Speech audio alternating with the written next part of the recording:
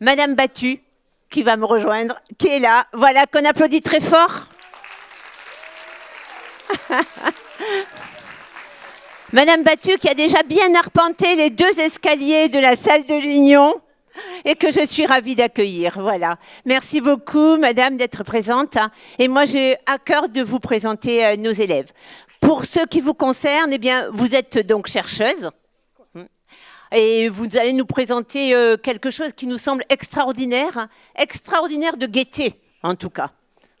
Toujours, voilà, ça j'ai bien compris en vous rencontrant là, en 5 minutes, qu'on était sur quelque chose de gai, de dynamique et qui pousse vers l'avenir tout ce que représentent ces élèves. Exact. Voilà, donc ce sont des élèves qui sont des élèves de terminale. Il y a aussi un collège d'une petite ville d'à côté, parce que ce sont les partenaires de Penser à un acte. Et moi, les élèves que je connais le plus, c'est évidemment mes élèves de Déodat. Vous allez ici accueillir également les élèves du lycée de Prades qui arriveront et qui s'installeront, et comme ça, vous pourrez absolument démarrer. Ce qui est formidable avec cette première page, c'est quand même, je disais, la gaieté, mais aussi le sens artistique. Le sens artistique, et en particulier de ces poissons. Ah oui, regarde, attends, je mets un micro, comme ça on m'entend. Je crois que j'ai mis un truc, voilà, ok. Ah, ça y est, je suis là. Bonjour. Qu'est-ce que vous pouvez nous dire sur ces poissons? Alors, ces poissons, donc d'abord, je voudrais... Vous m'avez applaudi tout à l'heure. Moi, je voudrais... Ma première chose que je ferais, c'est de vous applaudir.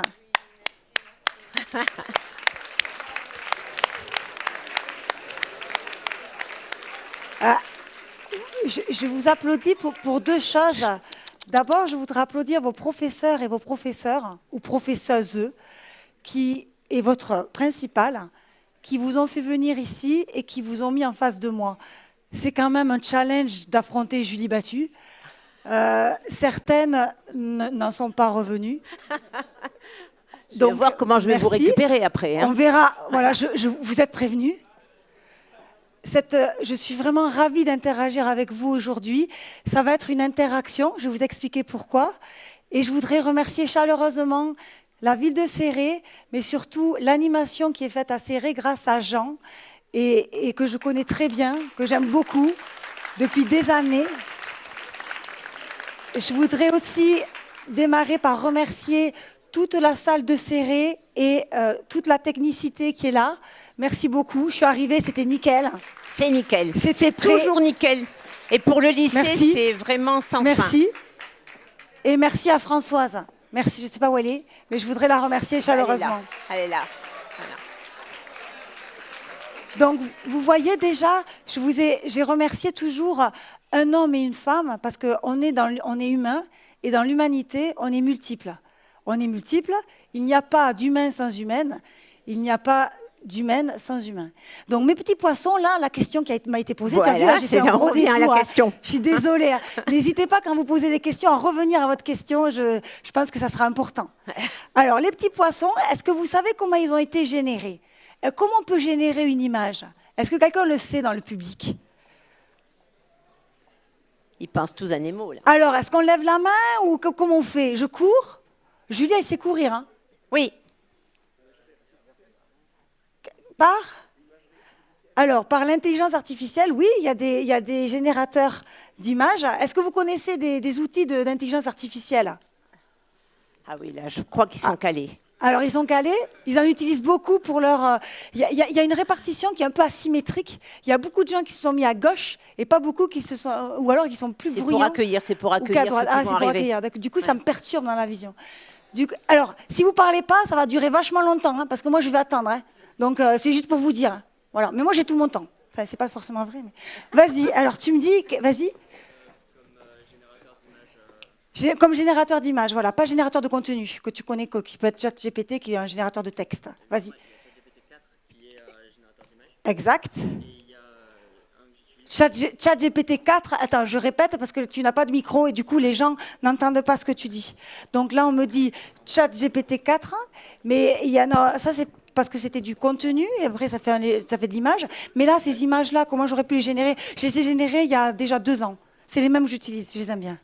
personnellement, sinon j'utilise Bing Générateur. Bing générateur. Ok, oui, ça c'est un compte. Mais un des premiers qui a été. Moi, j'aime bien l'origine.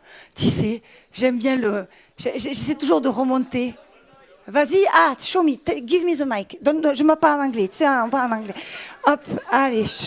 Qui c'est qui a levé la main? Allez. Ah, attends, il n'y a pas une fille là qui voudrait s'exprimer? Ok. Non, tu veux pas? Okay. Non, mais c'est elle qui choisit, hein. C'est pas toi qui la nomme, hein. Vas-y. Il y a Dali. Dali, eh ben c'est Dali. Voilà. T'as trouvé. Cool. Cool. Alors, c'est Dali parce qu'en fait, ce qui est important en science, c'est d'analyser des faits. Et moi, je travaille sur l'embryon de poisson zèbre. Donc, on m'a généré ces poissons zèbres adultes qui ne sont pas du tout des embryons. Ce sont des poissons zèbres et ce sont des poissons zèbres heureux à droite, happy zebrafish. Et c'est un poisson zèbre surpris à gauche. Ouais, choqué, t'as dit? Ouais, peut-être. Surpris. Surpris, choqué. Ouais, si c'est pareil pour toi, c'est des synonymes. Ok, pas de souci. Et du coup, voilà. Donc, vous voyez le petit poisson qui est heureux et le petit poisson qui est surpris. Tout ça pour vous dire qu'en fait, moi, ce que je vais vous dire aujourd'hui, et c'est très important, c'est basé sur des faits, c'est de la science, mais je vais vous donner des faits. Je ne vais pas vous dire quoi penser. Parce que Julie, elle est très embêtée. L'esprit critique, c'est le vôtre. Ce n'est pas le mien. D'accord? Moi, je vous donne des faits. Et c'est à vous de voir comment vous voulez les interpréter. D'accord? Mais ce n'est pas Julie Battu. Julie Battu, elle vous donne des éléments, des faits. D'accord? Et vous pouvez valider, je vous engage à valider tout ce que je vais dire. D'accord? C'est la méthode expérimentale. J'adore. Voilà. Juste pour dire que ces élèves sont des élèves qui sont en partie scientifiques, hein, pour un grand nombre d'entre eux. Les autres ne sont pas directement liés aux scientifiques, mais ils sont liés à toute autre chose, hein, en particulier à l'art, parce que nous sommes quand même une ville d'art. Oui. Voilà. Alors, j'ai essayé, mais je ne suis pas douée. Et j'ai trouvé quand même des éléments très portés, voilà, sur l'art, exactement. Alors ça, c'est un ancien doctorant, Claire Chaigne, qui m'a représenté un petit poisson qui lit une notice. Et ça représente vraiment mon foisonnement d'idées. Donc la rigueur n'est pas antagoniste avec l'énergie, la créativité. Bien au contraire, on peut être rigoureux et être très créatif et performante. Et donc voilà, ça c'est moi, un petit poisson qui essaie de comprendre la logique, les instructions, parce que c'est en anglais et un peu, vous verrez, parce que j'adore les meubles, j'adore monter des meubles ou j'adore bricoler aussi. Et finalement, la recherche, c'est ça. C'est avoir une idée et trouver un mode d'emploi. Et quand on trouve un mode d'emploi, Julie, elle est contente parce qu'elle sait comment ça marche. C'est un peu ça qu'on essaie de trouver. Comment ça marche? Comment vous marchez? C'est-à-dire, qu'est-ce que vous voulez faire dans votre vie? Ça pourra changer. Là, en ce moment, vous avez Parcoursup, il y en a qui sont en terminale. Vous avez un jour de plus, hein? Sauf les collèges, les autres sont tous en terminale. Vous avez un jour de plus, il me semble que c'est jusqu'à ce soir, oui, pour saisir vos vœux. Ce soir. Voilà. Et il y a des beaux vœux, Julie. Il y a des beaux vœux. Il y a de l'ambition, il y a de l'idée, il y a de la motivation, il y a de la passion. Ouais, et je crois que c'est ce qui nous caractérise. Les élèves, vous écoutez quand même, hein? Chouette, merci.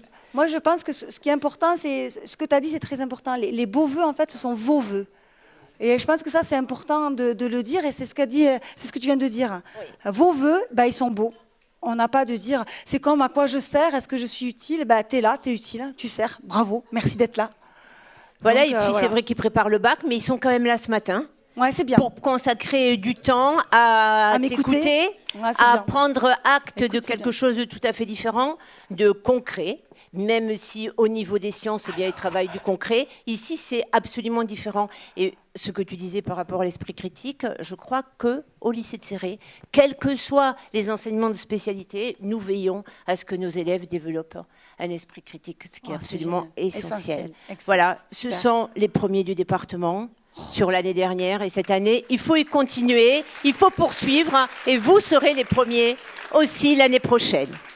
Trop bien. Voilà, trop bien. Alors pour terminer, avant que vraiment je te laisse complètement toute seule, il y a quand même l'idée des femmes et de la science. Oui, alors on va en parler. Donc avec l'association Femmes et Sciences, donc j'ai plusieurs vies comme les chats, et je suis membre administratif de l'association Femmes et Sciences, qui est une association nationale, on va en discuter. Et on pense que c'est très important de remettre les femmes dans les sciences parce qu'en fait, on les a un peu occultées. C'est l'effet Mathilda, on va en discuter. Et souvent, les femmes, elles se sentent pas légitimes. Les hommes, ils se sentent plus... Alors, ils se sentent plus... Pas forts, mais plus capables, cette notion de potentialité. Et cette notion de potentialité, moi, c'est pour ça que je fais de l'embryon. L'embryon, il peut tout. Et l'embryon, il n'a pas de sexe, pas de genre. C'est trop simple, j'adore. Mais dans la société humaine, c'est un peu compliqué parce qu'on est tendance à s'enfermer dans des cases. Ben, c'est la première de la classe, le premier de la classe, la sportive, le sportif. Bon, mais c'est facile pour notre cerveau. Ça, je connais bien le cerveau, on peut en discuter. Mais c'est pas grave. Au début, c'est pas grave parce que c'est ce qu'on est peut-être. Mais au bout d'un moment, on se réfère toujours à ça. C'est-à-dire que ça va être toujours la première, le premier, le sportif, le rigolo, la rigolote. Et en fait, tu vas être limité par ça. Et ça, c'est un danger. Et là, Femmes et Sciences est là, et Julie en particulier, pour alerter contre ça. On a tendance, moi la première je le fais, je suis bourrée de stéréotypes. Mais l'essentiel c'est de connaître ces stéréotypes, de savoir ce qu'on véhicule et d'essayer de les contrôler pour pouvoir être heureux, être heureuse et surtout pour pouvoir ne pas enfermer les autres, les gens qu'on aime, dans ces stéréotypes. Voilà. Et donc les stéréotypes, c'est la base des inégalités. Et à Femmes et Sciences, on lutte, il y a de nombreuses associations pour essayer de lever ces verrous et d'en parler. La première chose, c'est d'en parler et de les dénoncer. Voilà. Mais je pense que c'est important parce que souvent, on a tendance à vraiment faire ça. Maintenant, vous êtes en terminale ou il y en a qui sont au collège, mais on a tendance à s'habiller d'une façon. Tu veux te mettre du vernis sur les ongles, ben vas-y. Ah, tu es un garçon, pas de souci. Tu es un homme, ben vas-y, tu veux te maquiller, mais pourquoi pas. Enfin, voilà. Et c'est la même chose en fait pour l'orientation scolaire. Souvent, on se dit, ah, mais là, il n'y a que des hommes. Est-ce que je vais aller dans ces métiers de l'automatisme, de l'industrie, de l'informatique, même des mathématiques, il y en a un peu plus, mais encore, pas beaucoup. Et donc ça, c'est un problème. Pourquoi tu te poses la question? Pareil, si je suis un homme, si je veux faire de m'occuper des autres, je peux aller. Si je veux faire un métier, il n'y a pas de métier qui est réservé aux hommes et de métier qui est réservé aux femmes. Et pourtant, je ne sais pas si ça vous a influencé quand vous posez vos choix, mais c'est une influence qui est en fait implicite. C'est parce que c'est nous qui vous l'avons véhiculé. C'est les médias qui vous le véhiculent, c'est les réseaux sociaux qui vous les véhiculent. C'est tout autour de nous. Donc repérer ces biais, je pense que dans le lycée, vous êtes sensibilisés, donc d'après ce qu'on m'a dit, ou dans le collège, je ne sais pas. Certainement aussi. Mais je pense que c'est quelque chose qui est vraiment très important. Et là, aujourd'hui, on est là un peu pour essayer d'enlever ça, se dire que voilà, si on s'habille d'une certaine façon, finalement, c'est aussi un gros côté commercial. Hein. Les commerçants, ils sont très commerçantes et les industries, ils sont très contents de vendre des choses en bleu, en vert, en rouge, en 41, 42, 43. Moi, je peux chausser du 45. Si je fais pas un marathon, j'ai aucun souci. Hein. Mais je peux m'habiller dans n'importe quelle affaire. Il n'y a pas une affaire de fille, une affaire de garçon. Ça te va. Mais si tu le portes, ça te va. Mais c'est super. Voilà, c'est la notion de ça te va ou tu es habillé comme... Enfin, il y a des expressions. Hein, mais si tu l'as, mais tu es très belle et très beau avec. Moi, j'ai aucun souci. Moi, j'ai vraiment confiance en cette génération, Julie. Bah, j'espère. Parce voilà, qu'on dit ça, depuis que je les connais, je vois au lycée, j'ai confiance en cette génération qui quand même casse beaucoup de stéréotypes, a des idées bien à elle, une identité qui est bien particulière. C'est des élèves qui ont vécu le Covid en tant que jeunes adolescents, au début de leur adolescence. Hein. Okay. Et je pense que ça a permis tout à fait autre chose, et en particulier plus d'autonomie et davantage d'idées personnelles. En tout cas, moi, c'est ce que je vois au quotidien dans mon lycée. Ouais, bah écoute, nous, moi, ce que je vois à l'université Paul Sabatier, au centre de biologie intégrative, donc nos étudiantes et nos étudiants, on voit souvent elles arrêtent leur thèse. Tu vois, après leur doctorat, elles vont pas en postdoc parce qu'elles trouvent que ça fait loin. Ça fait loin, alors que voilà, c'est les mêmes choses. Alors elles ont envie de s'installer, alors que tu peux t'installer. Moi, je suis pas partie loin, je suis partie à Londres, c'est pas très loin, mais voilà, tu peux aussi Et tu peux De aussi serrer, rester... ça peut paraître très loin. Oh, mais tu sais, mais tu peux aussi rester en France et faire un stage postdoctoral et réussir très bien aussi. Il y a pas, en fait, quand tu dis casser les codes, j'aime beaucoup parce que tu peux casser les codes et en fait, il y a des choses qui sont importantes, mais ton timing, ta temporalité, c'est la bonne. La seule temporalité qu'on ne peut pas contrôler, c'est la vie. Et la vie le vivant, c'est pour ça que je fais de la biologie aussi, le vivant. Par contre, il y a les mathématiques qui peuvent contrôler le vivant. Parce que les mathématiques, c'est tu prends ton stylo et il n'y a pas d'espace-temps. C'est toi qui contrôles ton stylo pour formaliser ou pour mettre en œuvre, pour comprendre un processus. C'est toi qui le fais. Quand ton cerveau s'arrête, tu t'arrêtes. La biologie, on s'est déjà rencontrés, c'est fini. Ou un processus, ben, tu as déjà pris, allez, je dirais pas 10 minutes, enfin, peut-être un quart d'heure qu'on parle, mais tu as déjà pris un quart d'heure, donc tu as déjà vieilli. Tes cellules, elles ont déjà fait un processus. Tu as déjà desquamé. Ta peau, ton intestin, tu ne te rends pas compte, mais tes cellules intestinales, il y en a qui meurent, là, ça y est, c'est fini. Parce que à force de... c'est fini, ça y est. C'est un cycle perpétuel. Mais ça, on ne le sait pas. Que tu as des petites cellules qui travaillent pour toi, tu ne les entends pas, mais elles sont dedans. Elles travaillent pour toi. Tes neurones, c'est pareil. Ils sont là, ils se connectent. Ils se disent, oh là, qu'est-ce qu'elle me parle, il faut que j'écoute. Non, mais j'ai plutôt envie de parler ou de regarder. Voilà, c'est pareil. Tes neurones, c'est la même chose. Bon, il y a des gens qu'on va accueillir. Bonjour. Donc, ils arrivent. On est content Bonjour de à les vous, accueillir. Bonjour, bonjour. les amis de Prades. Alors, Prades, c'est une autre vallée. Ah, c'est Donc, une autre vallée. Ils ont Bonjour. carrément franchi quand même ils ont restes avec moi, pratiquement c'est une bien, heure. je serais Je contente suis là. d'avoir. Non, je te laisse.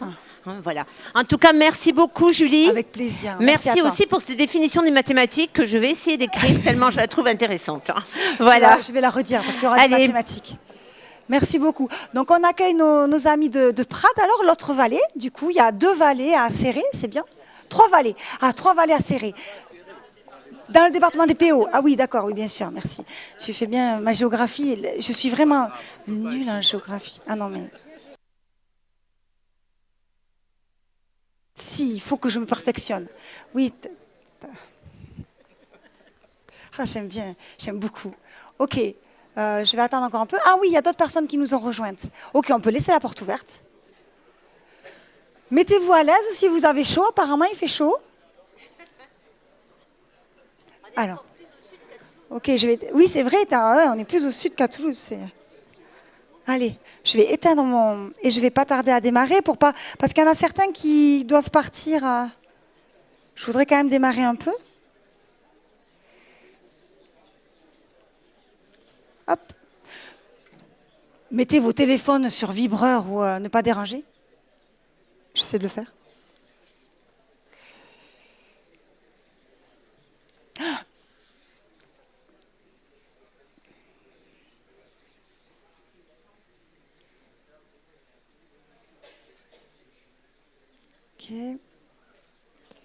Ok, ben, ils sont tous là ou pas encore? Oui, donc du coup, je peux démarrer? Ok, nickel. Allez, je regarderai le résultat plus tard. Ok, donc, juste pour les personnes qui viennent juste d'arriver, moi, je m'appelle Julie Battu, je suis chercheuse, donc je travaille au Centre de biologie intégrative. Donc, c'est un tout nouveau bâtiment qui vient d'émerger depuis 3 ans. On a déménagé juste après le Covid. C'est un bâtiment qui est sur 4 étages, qui est extrêmement beau, que j'aurais aimé vous faire visiter. En général, je le fais.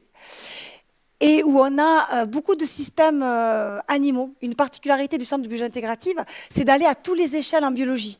Donc, on va démarrer vraiment du très très très très petit, de la chromatine d'expression des gènes, et on va aller jusqu'à la bactérie, jusqu'à l'organe, le tissu, jusqu'à la souris entière, l'embryon de poisson zèbre, le poisson zèbre entier, jusqu'à des colonies de fourmis, jusqu'au blob, jusqu'au bourdon, jusqu'aux abeilles et jusqu'aux collectivités humaines. On s'intéresse même à l'humain. On s'intéresse à comprendre comment les humains vont transporter par exemple des tables pour pouvoir le robotiser après. Enfin, le faire par un robot. D'accord? Donc, moi, je vais vous présenter mon parcours de recherche. Donc, je travaille sur les petits poissons zèbres. Je travaille sur l'embryon. Ça, c'est un embryon. On va le voir ensemble. Et l'idée, c'est de vous montrer que la biologie, la recherche en biologie, c'est pluridisciplinaire. Au laboratoire, donc on est 47 équipes de recherche, de 10 à 15 personnes. J'ai la chance de diriger une équipe de recherche, on est 12. Et dans cette équipe, on fait des maths, de l'informatique, de la chimie et beaucoup de biologie. D'accord? Donc, n'hésitez pas à m'interrompre. Je vais démarrer, mais je vais vous poser des questions, si ça vous va bien. D'accord? Ça vous ira ou pas? À peu près? Allez, c'est parti. Donc, la première chose que je vais vous parler, c'est de l'association Femmes et Sciences et de la place des femmes dans les sciences. J'en ai un peu démarré, mais je pense que c'est important et c'est pour vous montrer que les femmes peuvent faire ce que les hommes font et presque tout et tout ce que les hommes font. Et pas à masse égale ou pas à volume égaux. On peut en discuter. Ça, je suis quand même une spécialiste. J'ai travaillé beaucoup sur la musculation et sur les fibres musculaires, lentes et rapides. Donc, on pourra en discuter. Après, je vais vous présenter mon métier de chercheuse. Ça, c'est un métier passionnant. C'est un métier passion. Moi, j'ai eu la chance de faire un métier passion. Il y a des métiers passion, des métiers pour le moteur économique, c'est-à-dire des métiers parce que tu es un peu obligé de gagner ta vie. Donc, tu vas faire ce métier pour gagner de l'argent rapidement. Mais après, tu pourras faire un métier passion ou pendant. Donc, moi, j'ai vraiment cette chance-là et j'en suis très reconnaissante à l'État français qui m'a formée, donc à mes professeurs et mes professeuses.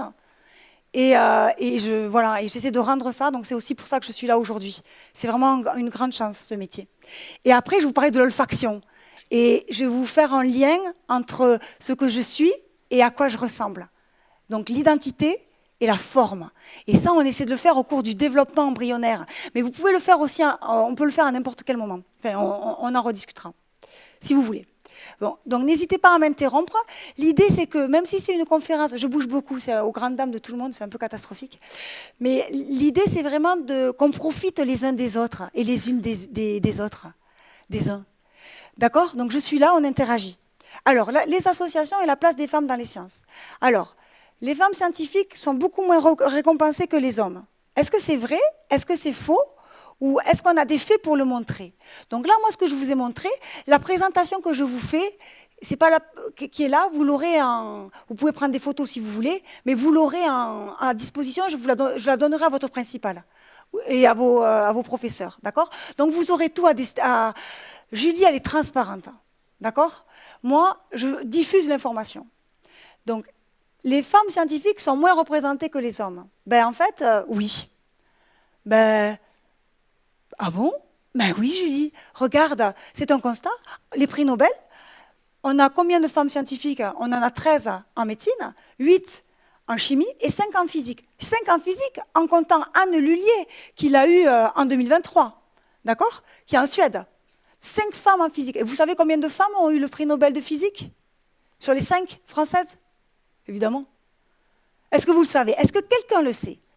Est-ce que quelqu'un peut me citer une femme française qui a eu le prix Nobel de physique? Yes, tell me. Marie Curie. Ah oui. Mais elle a eu aussi un autre prix Nobel. Tu sais lequel? Chimie. Correct.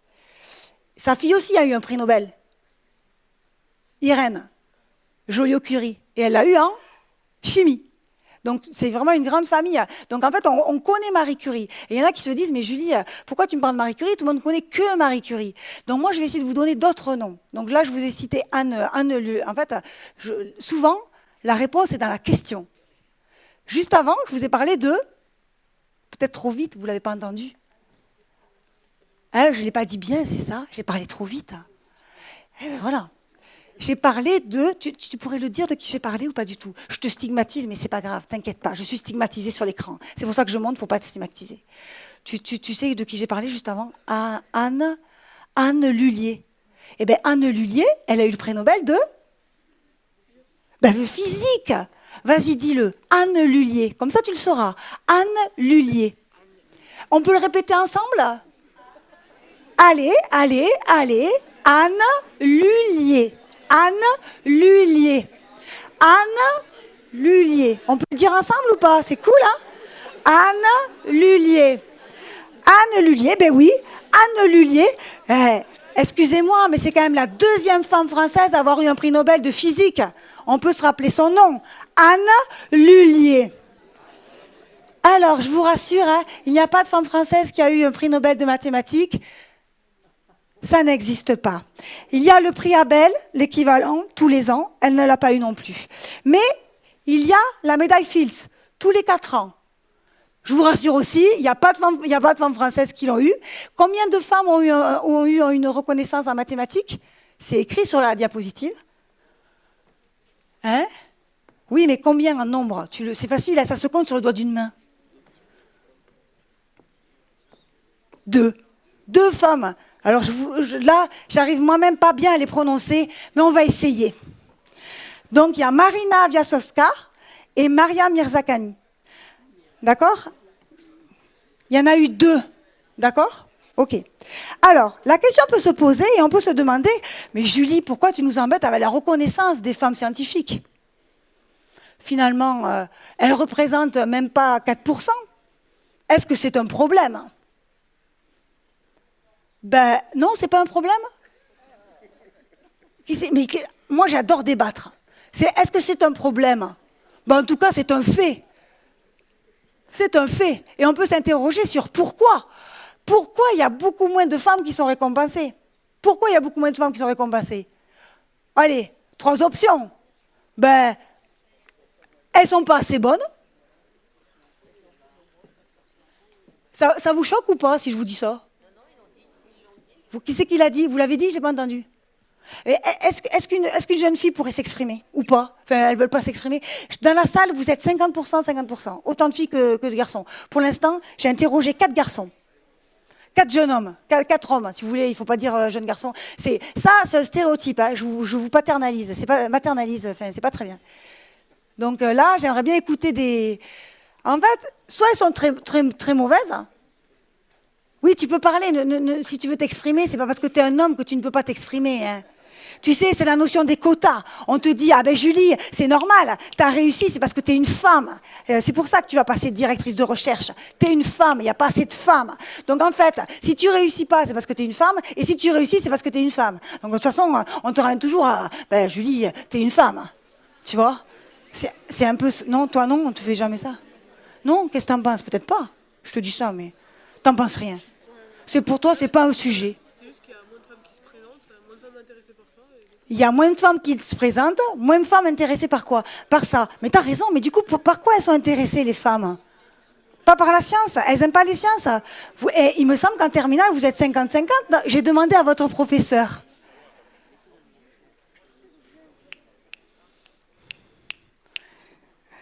En fait, l'idée... Juste pour avancer, mais peut-être, en fait, ce que tu dis, c'est juste. Mais en fait, ça pourrait être une opportunité, ça pourrait être une voie. Mais en fait, c'est pas. Ce qu'on sait, en fait, c'est que les femmes, elles sont autant intéressées par les sciences que les hommes. Et ce que je vais vous raconter, c'est juste de l'histoire. Les femmes, dans l'histoire, elles n'ont pas eu accès à l'éducation des sciences. Sophie Germain, mathématicienne de génie, elle avait un pseudonyme, Monsieur Leblanc. Elle ne pouvait pas aller en cours de mathématiques. D'accord? Donc on peut faire ce qu'on veut, mais les femmes, dans l'histoire, elles n'avaient pas accès à l'éducation. D'accord? Ce n'est qu'en 1900... je l'ai mis après ça, normalement. Voilà. Parce qu'en fait, les femmes, dès le début, elles ont un petit boulet. Dans l'histoire, je vous parle.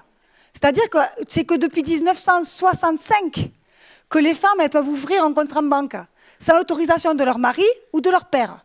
Avant 1965, alors pour vous, ça vous paraît, moi j'étais pas née, mais pour vous non plus. Julie, j'étais pas née non plus. Mais avant 1965, les femmes, elles devaient demander l'autorisation de leur mari. Et alors, ben ouais, pourquoi c'est un problème? Dans certains pays, c'est encore le cas. Mais ça te prive de tes libertés. La France, c'est le pays des droits de l'homme. Liberté, égalité, fraternité. L'avis de Julie, fraternité, c'est mon avis. Fraternité, ce n'est pas sororité. Ce n'est pas solidarité. À la Révolution française, les hommes ont eu le droit de vote, certains hommes. Les femmes ont dû attendre. Elles ont dû attendre quand en France pour avoir le droit de vote? 1944. 1944. Elles ont voté le premier, exactement. Très bien. 1789, 1944. Mais liberté, égalité, fraternité. C'est des faits.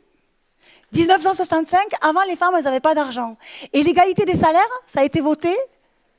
Hop, c'est dans l'autre sens, pardon. Et l'égalité des salaires, c'est pas dans le sens, mais c'est pas grave. Ça a été voté quand 2008, 2008, on a rentré dans la loi qu'on devait, à poste égal, on devait avoir un salaire égal. Avant, les femmes, comme tu as dit, en fait, elles s'étaient pas intéressées. Ou les femmes, en fait, elles demandaient pas. Ou c'est comme les jeunes. Les jeunes, ils sont tellement contents d'avoir un stage dans les équipes de recherche qu'ils sont prêts à faire n'importe quoi. Enfin, maintenant, ça change peut-être un peu. Peut-être que là, ça change, il y a une prise de conscience. Mais avant, j'arrive, j'ai un stage. Tu me donnes l'opportunité de faire un stage. Je dis, mais c'est normal, je suis ravie que tu viennes dans mon équipe. Non, mais vas-y, je peux travailler, je suis corvéable, merci. Ah ben non, il y a des lois. On a de la chance en France d'avoir ces lois pour nous protéger. La loi, en fait, elle est là pour nous dire qu'on est égaux et égales. Sauf qu'on ne s'en sert pas. Enfin, après, je ne dis pas d'aller tout le temps devant les tribunaux. Il y a d'autres pays qui font ce choix-là. Mais c'est pas... Voilà. Donc, l'idée, c'est de vous montrer que c'est important d'avoir cette pluralité et ces possibilités. Si ça te plaît, en fait, tu peux y aller. Mais la société veut te faire croire que ça ne t'intéresse pas. Mais c'est toi qui dois le décider, pas la société. Donc, parce que la société, elle est trop contente. Après, elle fait des logiciels ou des choses qui ne reconnaissent pas les voix féminines. Hein? Les voix féminines, attendez, les voix féminines, c'est là. Les voix féminines, c'est aigu. Hein. Quand tu as une voix aiguë, c'est sûr, on ne te comprend pas. Mais non, ça, c'est rentré dans les mœurs, qu'une voix aiguë, c'est pas écoutable. Et qu'il faut avoir une voix grave pour être écoutable. C'est un stéréotype qui est vraiment bien rentré dans les mœurs. Une voix aiguë, c'est charmant. Une voix grave, c'est charmant. Une voix éraillée, c'est charmant. Sauf que c'est rentré dans les mœurs. Quand c'est une voix aiguë qui parle, c'est une voix aiguë, je ne vais pas écouter, c'est sûr. Vous l'avez jamais entendu? Vous l'avez peut-être jamais entendu ce que je dis. Ok. En tout cas, ce que moi j'ai noté, c'est qu'il n'y a que des hommes, des jeunes garçons qui m'ont parlé pour l'instant. Hein. Je dis ça, je dis rien. Ok. Donc ça représente le... Si quelqu'un veut s'exprimer, qu'il s'exprime, je suis ravie. Hein. Ok, donc Femmes et Sciences, c'est une association nationale. L'idée, c'est d'inciter, de renforcer, de promouvoir et valoriser. En fait, on veut promouvoir et valoriser les sciences et les femmes qui ont été oubliées dans l'histoire. On pourra en discuter. Que ça, c'est l'effet Mathieu. L'effet Mathieu, c'est que l'humanité, en fait, on aime valoriser une personne. Tu donneras, c'est écrit dans l'Évangile, tu donneras, parce qu'on vient d'une histoire qui est assez chrétienne, et en fait, tu donneras aux riches et aux pauvres, tu prendras même ce qu'il n'a pas. En fait, on ne donne qu'aux riches, et les bonnes notes appellent les bonnes notes, les mauvaises notes appellent les mauvaises notes. Enfin, c'est un peu, on peut le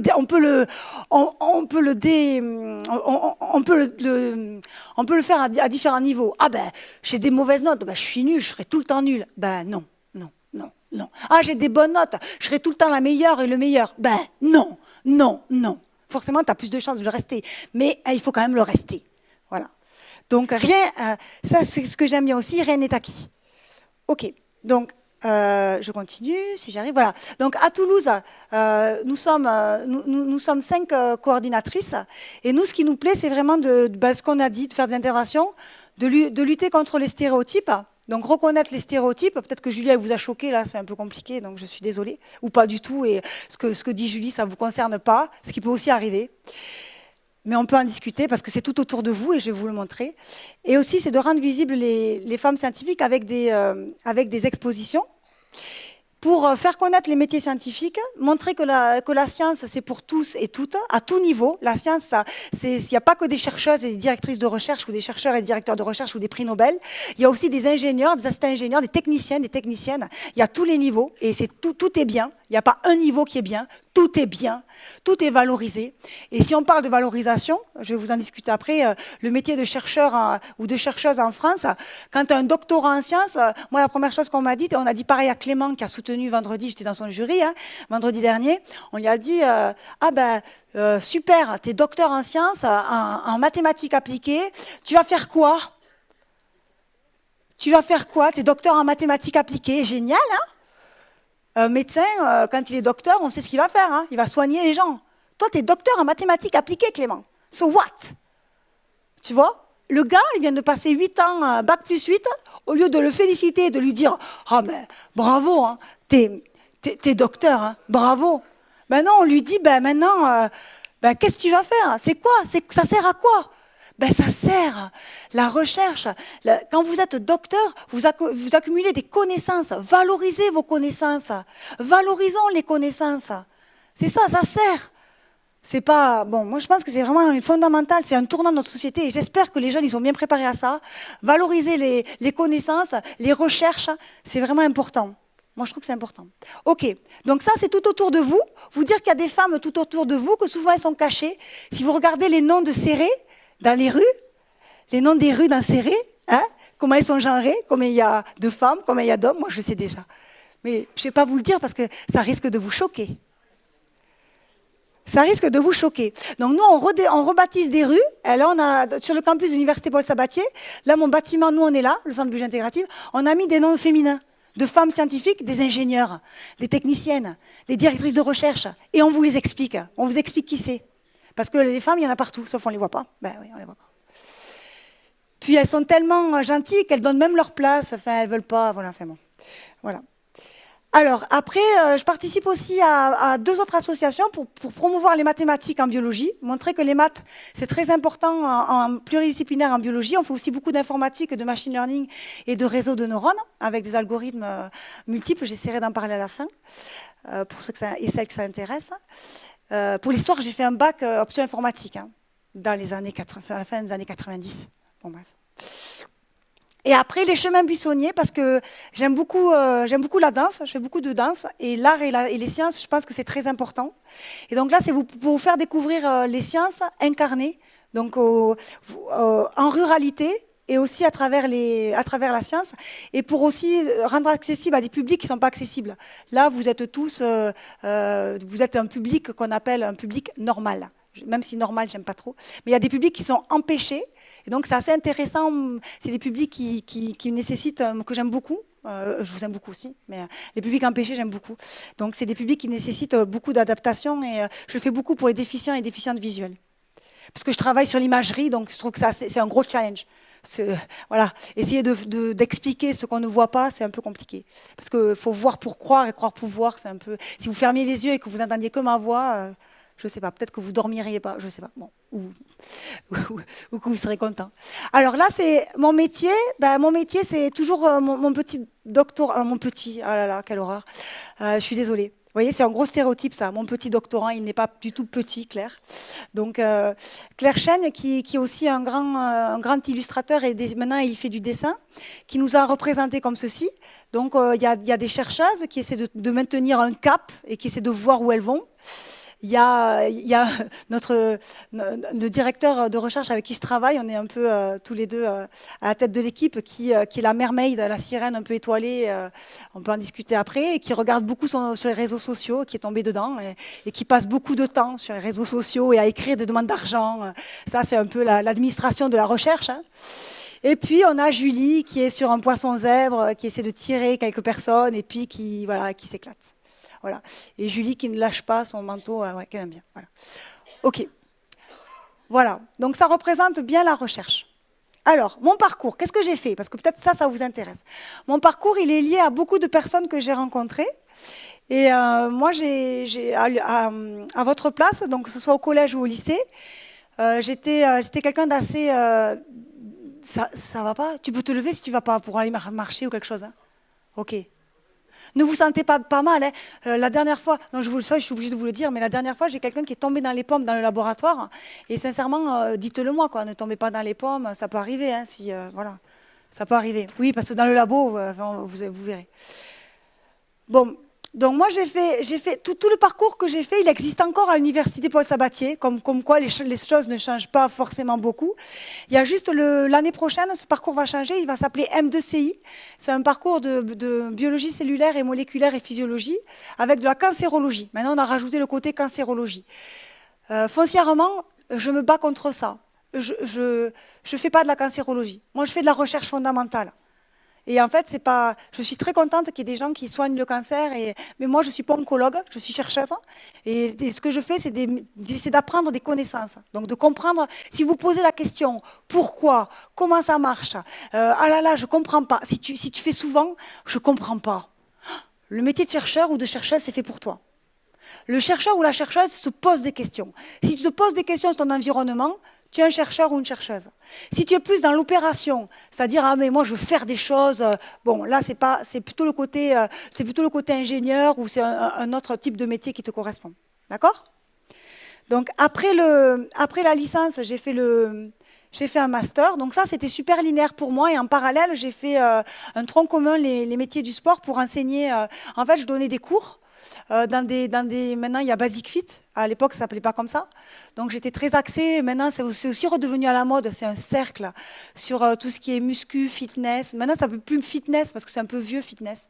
Mais il y a d'autres termes qui sont là. Donc j'ai fait en parallèle de mes études, j'ai donné des cours et j'ai fait un brevet d'État, les métiers de la forme. Bon, ça, c'était facile. Je suis un peu hyperactive, donc c'était facile à faire en parallèle.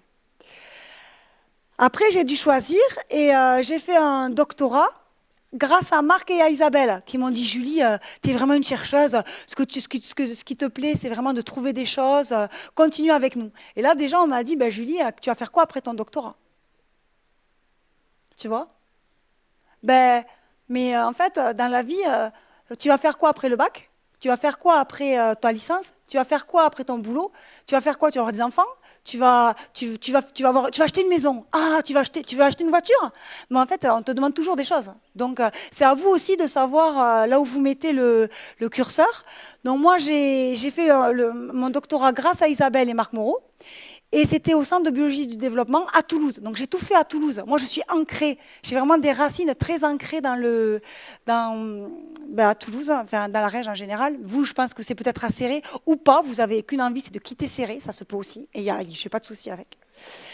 Mais l'idée, c'est de faire ce qui vous plaît. Et après le doctorat, on m'a dit, Julie, j'ai confiance en toi. Parce que moi, je n'avais pas du tout confiance en moi, c'est toujours le cas d'ailleurs. Mais et là, on m'a dit, Julie, il faut vraiment que tu partes faire un stage à l'étranger. J'ai dit, mais les gars, là, les femmes, j'ai fait un bac+8, j'ai un doctorat. Déjà, on me demande pourquoi je ne peux pas prescrire de médicaments. Moi, quand j'ai eu le doctorat, on m'a demandé ça. J'ai expliqué que je suis docteur en sciences et pas docteur en médecine.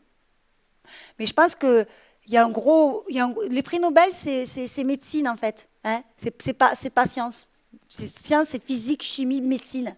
Donc en fait, il n'y a pas de... Dans l'inconscient collectif, quand tu es docteur en sciences, on te dit, et en biologie, Julie, tu peux pas prescrire de médicaments. Je dis, ah non, je suis pas docteur en médecine. Donc ça a été en gros, voilà. Et puis on m'a dit, ça va être compliqué, là pour ouvrir un compte bancaire. À l'époque, on était très très mal payés. Rassurez-vous, vous n'êtes pas beaucoup mieux payés maintenant.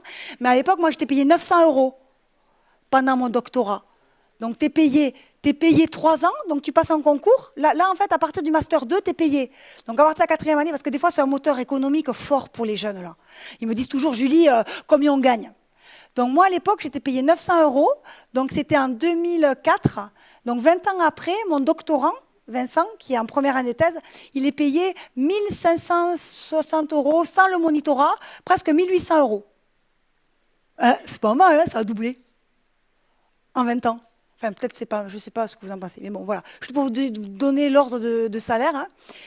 Et là, donc de 900 €, un peu plus avec le monitorat, parce que j'enseignais aussi, je suis partie à Londres. Quand je suis arrivée à Londres, on m'a dit, je parlais très mal anglais, je suis très nulle en anglais. On m'a dit, Julie, you're fantastic. You're fantastic. You're great. En France, je n'avais pas d'article. On me dit, Julie, ça va être super compliqué d'avoir un stage postdoctoral. Je suis allée en Angleterre. On m'a dit, Julie, fais un exposé.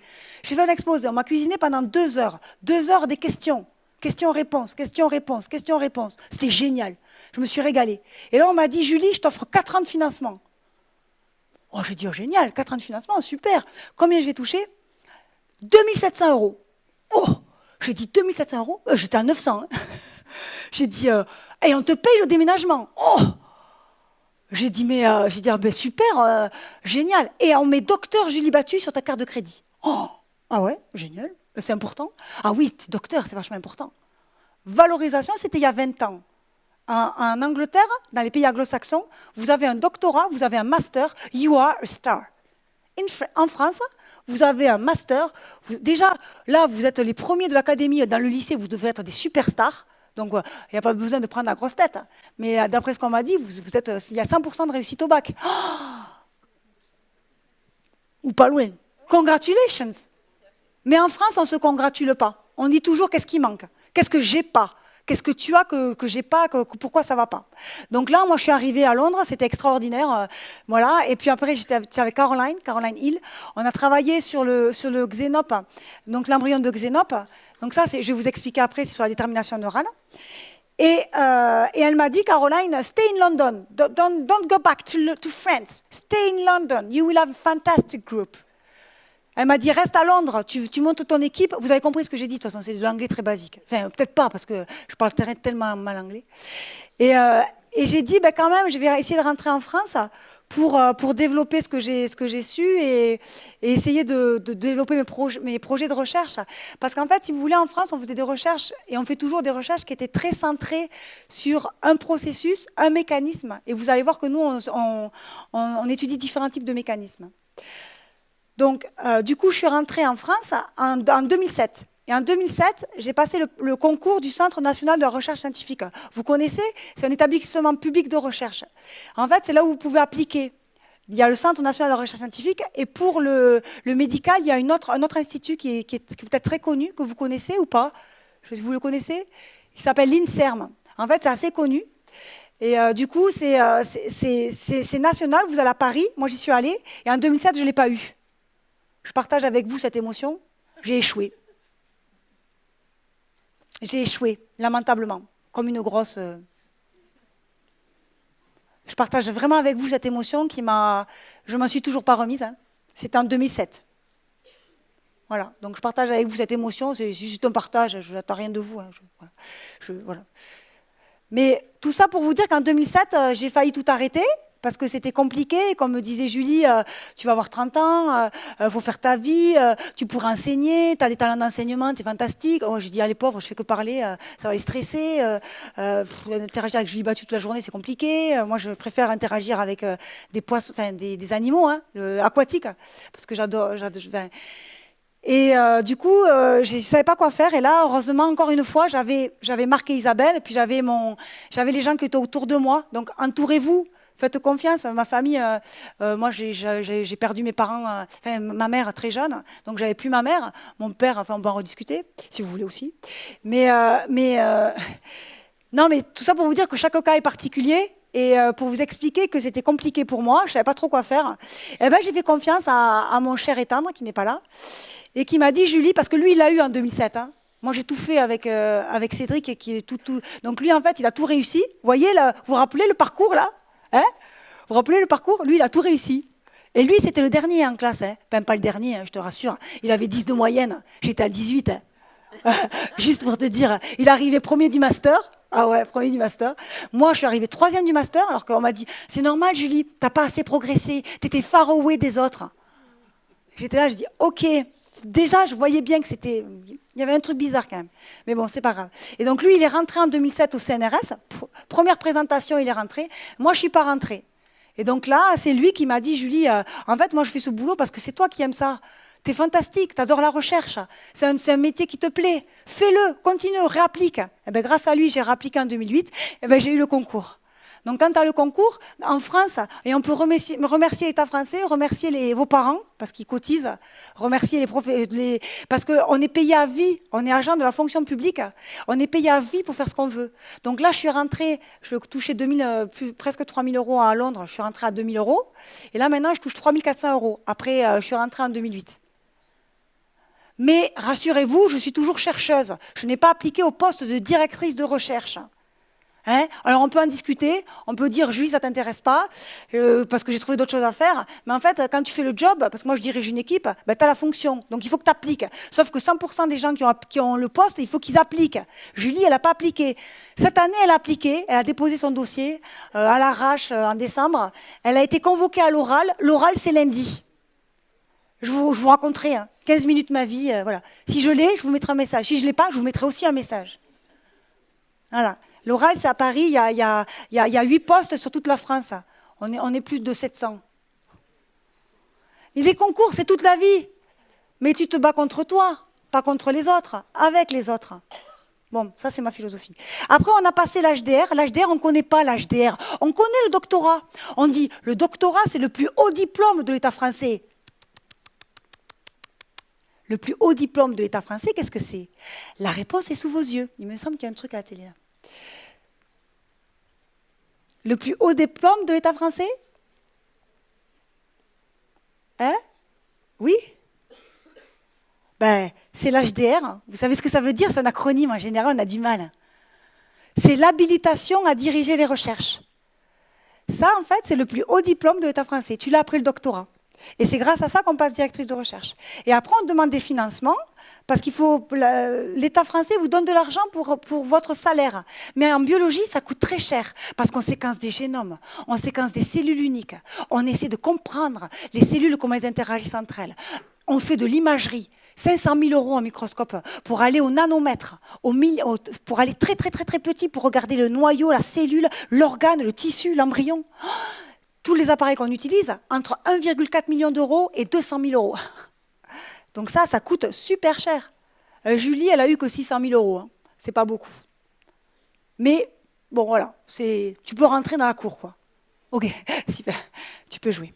Mais 600 000 €, il faudrait un peu plus d'argent. Donc il faut vraiment beaucoup d'argent, beaucoup d'argent. Et en ce moment, la priorité n'est pas forcément l'éducation à la recherche. Ok, on continue. Donc ça, c'est l'équipe. On est pluridisciplinaire. On a un mathématicien, David Sanchez, qui nous permet de faire de la modélisation mathématique. On a un analyse d'image qui nous fait toute l'imagerie. Donc je prends toutes vos photos de vos appareils photo, j'en extrais des paramètres que j'appelle des paramètres morphométriques qui nous viennent vraiment pour comprendre en fait qui vous êtes. Avec juste un paramètre morphométrique, j'ai tout ce qu'il faut pour vous identifier, vous caractériser, et je peux faire ça tout au long de votre vie, parce que je peux même vous vieillir. Pardon, bon, bref. Donc, et je peux aussi vous rajeunir, mais ça vous intéresse pas, parce que vous vous rappelez pas comment vous étiez avant. Donc ça, bon, mais pour moi, ça m'intéresse. Ok, et il y a des étudiants en master, donc on fait beaucoup de... Bon, on en a 7 en ce moment, mais bon, voilà. Ok, hop, on continue, parce que sinon je vais parler trop longtemps et j'en ai un peu marre. Enfin, alors, voilà, maintenant mon programme de recherche. Mon programme de recherche, c'est exactement tout ça. C'est tout ce qui est écrit ici. Là, c'est un peu de l'art. C'est de l'art avec des... Ça, on fait de l'informatique, on appelle ça data science. C'est la science des données. Et c'est les données que vous avez dans votre téléphone, mais moi, c'est les données que l'embryon va me donner. D'accord ? On va expliquer ce que c'est.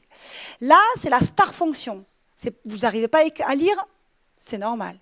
La star fonction, elle est très importante. Au laboratoire, elle a été théorisée par 3 étudiants que j'ai eu la chance d'encadrer, qui dit qu'en fait, si tu as une estime de toi qui est inférieure à 10, tu vas, c'est pour programmer, donc go, tu vas voir Julie.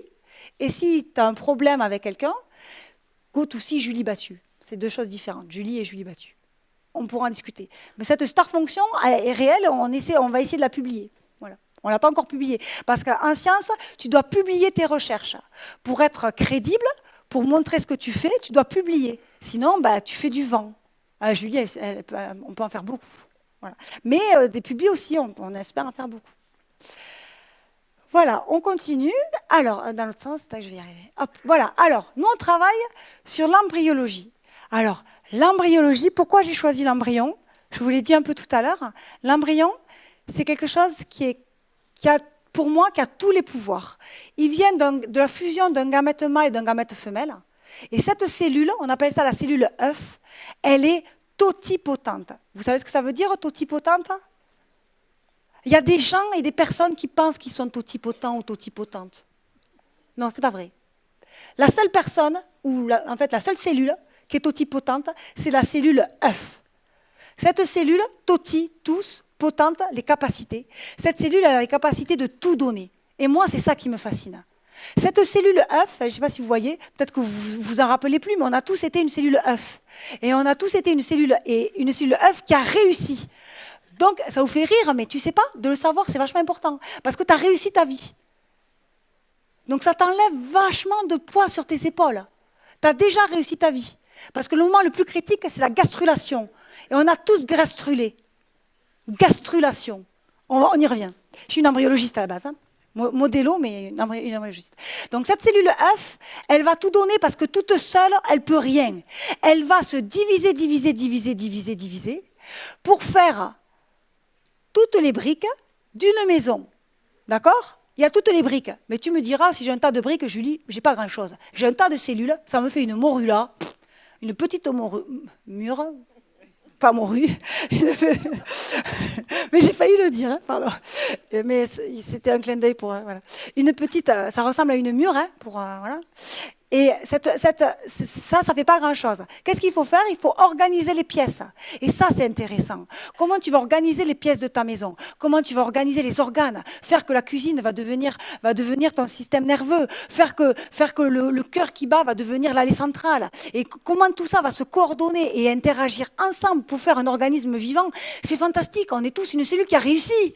Enfin! Ça, vous n'en avez pas conscience, mais en nous, il y a tout qui se passe en ce moment-là. Pas que Julie qui s'excite, mais même si vous êtes fatigué, il y a tout qui se passe. Et le comprendre, c'est comprendre comment on va. Et comprendre comment tu vas, c'est aussi mieux te comprendre, mieux comprendre l'humanité et pouvoir peut-être te guérir.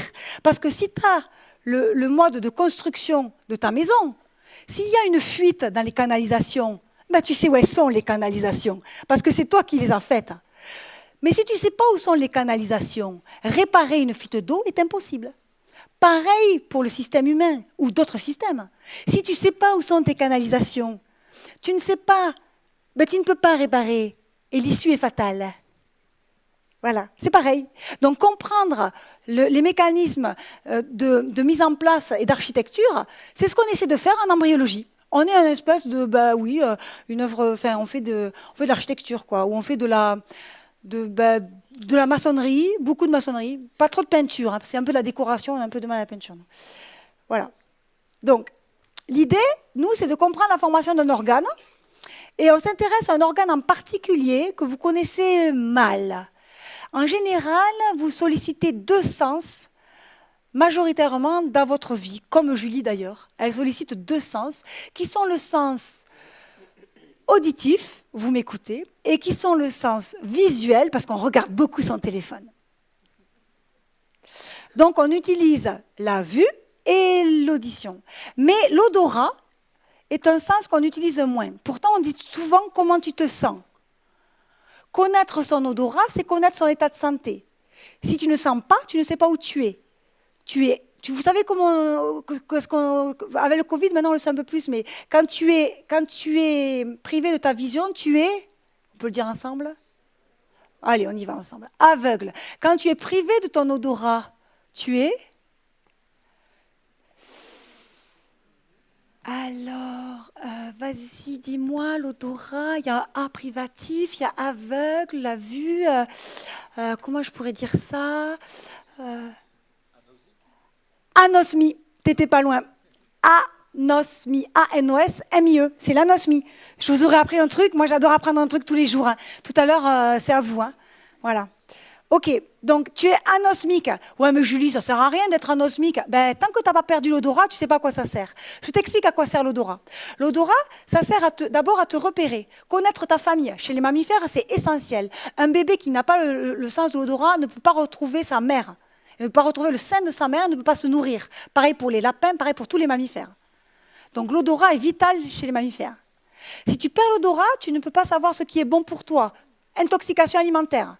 Quelque chose qui pue, ben, ça sent très bon, enfin ça sent pas. Quelque chose qui sent bon, ça ne sent pas. Du coup, le bien-être, et en ce moment, c'est la génération du bien-être, tant mieux. Le bien-être, ben, tu ne sais pas ce que c'est, parce que tu ne peux pas sentir les dessous de bras, ok, le vestiaire, tu ne sais pas les sentir, donc tu ne sens pas les odeurs de sport, mais tu ne sens pas ce qui est bon pour toi. L'odeur du café, pour Julie Battu, l'odeur du hamburger, du steak frites, des bonbons Haribo, voilà. Et ça influe sur tes capacités de mémoire et d'apprentissage. Si vous apprenez dans un contexte olfactif favorable, un contexte olfactif favorable, c'est le tien.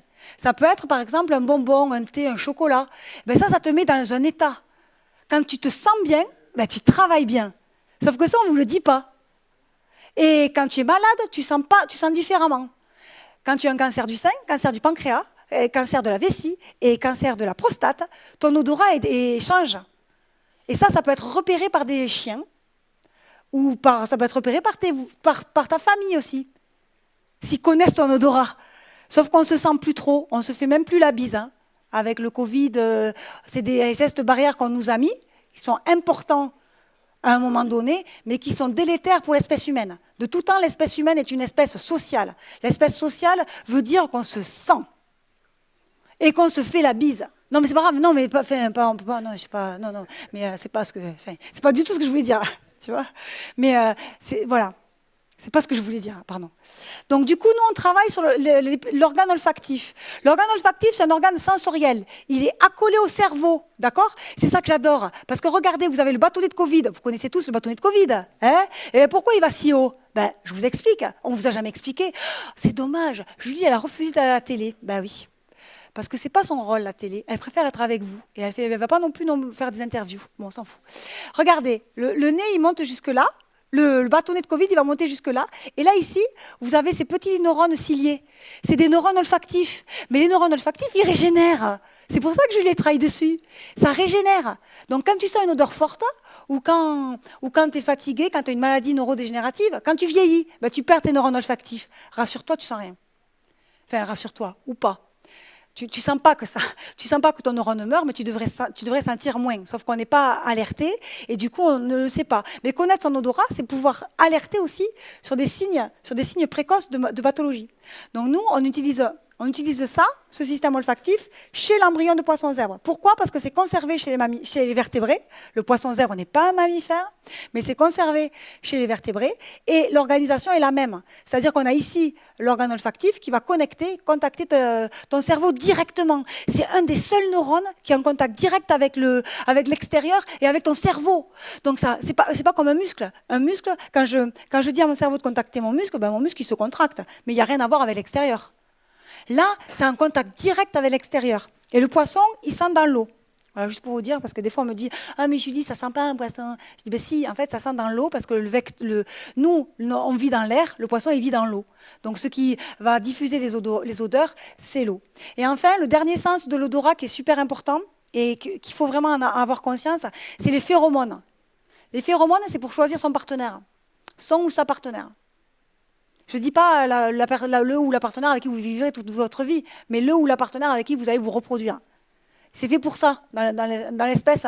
Chez les mammifères, c'est fait pour ça, en tout cas, l'olfaction.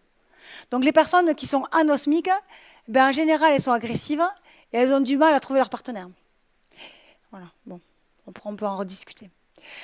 Donc nous, ce qui nous intéresse, et c'est basé sur un essai de 1918, c'est l'histoire. Ça, c'est très important, l'histoire. On en rediscutera. C'est de connaître, comme on a vu tout à l'heure, le nombre de briques. Il faut savoir le nombre de cellules qu'on a. Si je ne sais pas avec quoi je pars, je ne sais pas où je vais. Donc j'ai besoin de connaître le nombre. Et ce nombre, il peut varier. Comment il varie? Ben, soit je meurs, ben, soit je me multiplie. Ben, c'est la prolifération ou l'apoptose. L'apoptose, c'est la mort qui va être génétiquement programmée. C'est pas pareil que la nécrose.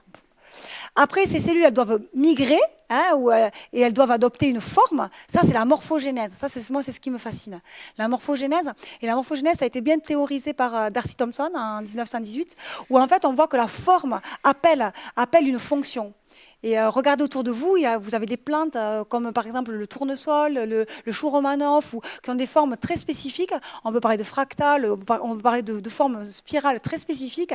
Ça, c'est théorisé par des mathématiques qui nous inspirent beaucoup pour comprendre justement comment ce système, là c'est le système nerveux, mais nous on utilise l'olfaction, va émerger.